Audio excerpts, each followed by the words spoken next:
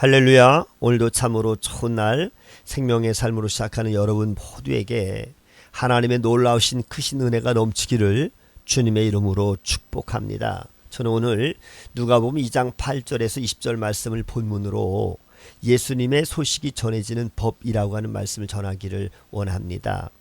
누가복음은 예수님이 그야말로 아무것도 없는 그러한 상황에서 태어나셨다라고 기록합니다. 그래도 제사장 집안이었던 이 세례 요한은 수많은 사람의 축복 가운데 태어나서 할례를 받았지만 예수님은 그야말로 머리 둘 곳이 없는 상황에서 태어나셨습니다. 이렇듯 예수님의 탄생은 사람이 보기에는 아주 초라해 보였지만 본질적으로는 가장 영광스러운 탄생이었습니다.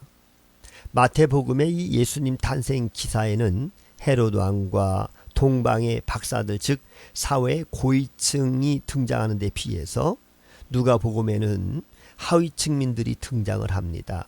밤에 양떼를 지키던 목자들에게 천사와 주님의 영광이 임했습니다. 천사는 온 백성에게 미칠 큰 기쁨의 좋은 소식을 전합니다. 바로 다윗 언약을 완성할 하나님 나라의 왕이 탄생했다라고 하는 소식이었습니다.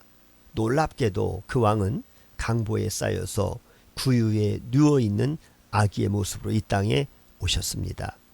예수님은 귀족과 부자와 권세자들만이 아니라 낮고 천한 자리에 있는 백성에게도 기쁨을 주시는 왕으로 이 땅에 오신 것입니다.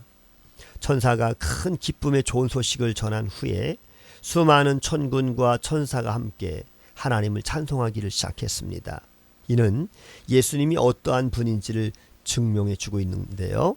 천군과 천사들은 하나님께 영광 그리고 이 땅에는 평화를 노래합니다. 누가복음 2장 1절에 보면 가이사 아구스토가 나오는데 이 가이사 아구스토와 대비를 이룹니다. 당시 로마 황제는 큰 영광을 누리고 있고요. 로마의 평화를 이루는 자로 칭송을 받았습니다. 그러나 그것은 가짜 영광이요 가짜 평화에 불과했습니다. 진정한 영광과 평화는 가장 높은 분이시지만 그러나 가장 낮은 곳으로 오신 분이 세우십니다.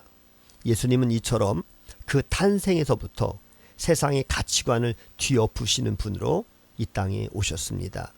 매년 성탄절을 맞이할 때마다 주님이 이처럼 가장 낮은 자리에 오셨음을 우리는 기억해야 할 것입니다. 천사들이 하늘로 올라간 후에 베들레헴으로 가는 목자들과 그리고 예수님이 승천하신 후에 천사의 말을 듣고 예루살렘으로 가는 이 제자들의 모습이 상당히 유사합니다. 하늘의 천사들이 땅의 목자들에게 나타나서 복음을 전했고 또 목자들은 베들레헴으로 가서 메시아의 부모를 찾아 천사들이 전해준 그 소식을 그대로 전했습니다. 목자들과 천사의 모습은 아주 달랐습니다. 천사는 주의 영광이 비추는 상태에 나타나서 기쁜 소식을 전했지만 그러나 목자들은 별 볼 일 없는 모습으로 소식을 전했습니다. 그렇지만 소식 자체에 사람들은 놀랐습니다. 마리아는 이미 하늘의 사자에게 수태고지를 받았지만 이제 땅의 사자 즉 목자들로부터 그 아이가 평화의 왕이 된다라고 하는 그런 예언을 받았습니다.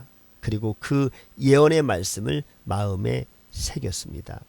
목자들은 천사들이 하늘로 돌아갔던 것처럼 찬송하면서 돌아갔습니다. 그들의 모습은 천사들만큼이나 영광스러웠습니다. 예수님에 대한 소식 곧 복음은 예수님의 승천 이후에 예수님의 제자와 신자들에 의해서 예루살렘과 온 유대와 사마리아와 땅끝까지 전해졌습니다. 이것이 바로 성탄의 영광인 것이지요.